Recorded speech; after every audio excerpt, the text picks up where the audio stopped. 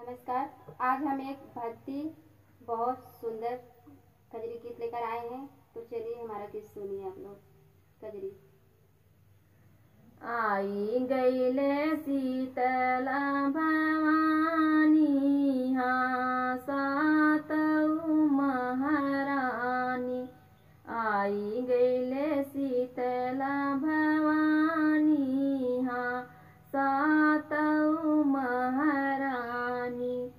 एक जने आई कलकतवा में राजी, हाँ सातऊ महारानी।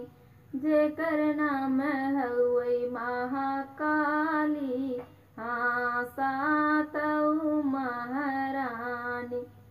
आई गईले शीतला भवानी, हाँ सातऊ महारानी।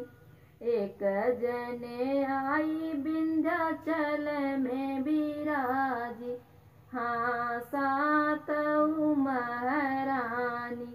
जेकर नाम हउवे विंध्यवासिनिया, सातऊ महारानी। आई गईले शीतला भवानी, हाँ सातऊ महारानी।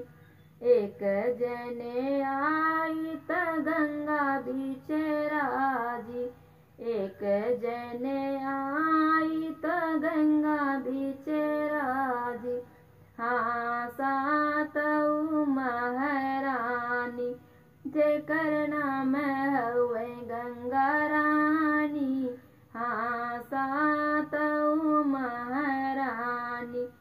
आई गईले शीतला भवानी, हाँ सातऊ महारानी। आई गईले शीतला भवानी, हाँ सातऊ